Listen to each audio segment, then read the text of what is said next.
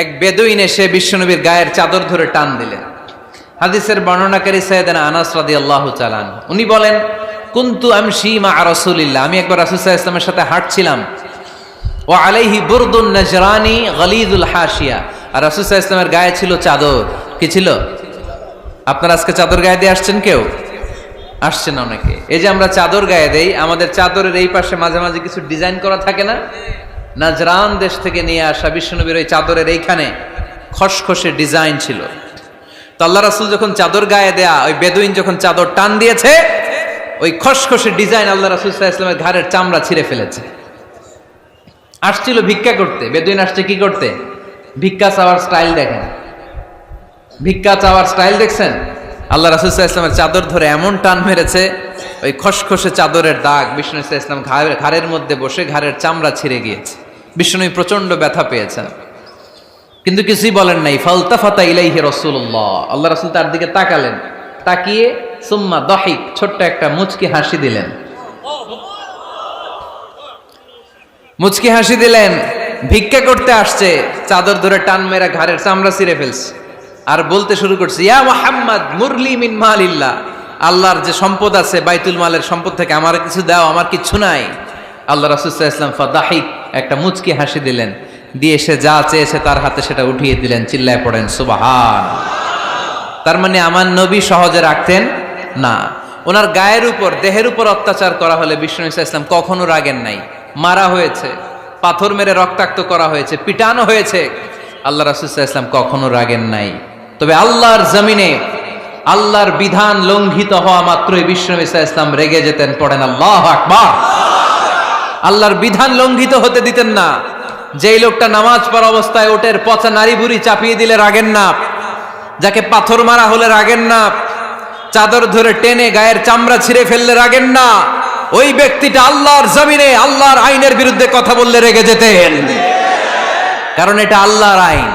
আল্লাহর আইনে সবাই সমান, এখানে উঁচু নিচু, there is no difference between black and white, between upper and lower, between the richer section of the society and poorer section of the society, between the prime minister, between the member of the parliament and the factory worker, rickshaw puller, everyone is totally equal, 100% equal in the eyes of Quran and Islam. চিল্লায় বলেন ঠিক কি না? আল্লাহর চোখে সবাই সমান। ওইখানে প্রধানমন্ত্রী নাই, ওইখানে প্রেসিডেন্ট নাই, ওইখানে এমপি নাই, ওইখানে রিকশাওয়ালা আর প্রধানমন্ত্রী আর প্রেসিডেন্ট এক কাতারে দাঁড়িয়ে আল্লাহর সেজদা দেয়। চিল্লায় বলেন ঠিক কি না? নিজেকে আক্রমণ করা হলে রাখতেন না, কিন্তু আল্লাহর জমিনে আল্লাহর বিধান লঙ্ঘিত হলে আল্লাহ রাসূল রেগে যেতেন। মদিনাতে এক মেয়ে চুরিতে ধরা পড়ল। চুরি করলে কি করতে হয়? আস-সারিকু ওয়াস-সারিকাতু ফাকতাউ আইদিয়াহুমা। বাংলাদেশে হাত কাটে? কি করে? জেলে দেয়। আর কি করে? হ্যাঁ, জরিমানা, জামাই আদর করে না।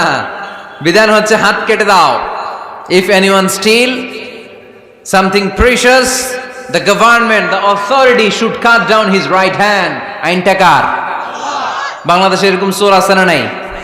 দেশের টাকা পাচার করে, আছে না নাই? হাজার হাজার টাকা কুচি কুচি করে বগুড়ার এক পানির মধ্যে, খালের মধ্যে দেখলাম। আহা, জনগণ খেতে পায় না, আর মানুষ টাকা কুচি করে জঙ্গলে ফেলে দিয়ে আস। এগুলো কত বড় ডাকাত! একটা চোর, ওকে ধরে যদি হাত কেটে টেলিভিশনে প্রচার করে দেয়া হতো, 17 কোটি মানুষ যদি দেখতো, এদেশে আর চোর খুঁজে পাওয়া যেত না। বনু মখজুমিয়া গোত্রের এক নারী চুরিতে ধরা পড়ল। সাহাবীরা যে বললে, ইয়া রাসূলুল্লাহ, অনেক বংশীয় মেয়ে, আপনি হাত কেটে দিয়েন না, মাফ করে দেন। কি করেন? আল্লাহ রাসূল সাল্লাল্লাহু আলাইহি ওয়াসাল্লামের চেহারাটা আগুনের গোলার মতো লাল হয়ে গেল, রেগে গেলেন।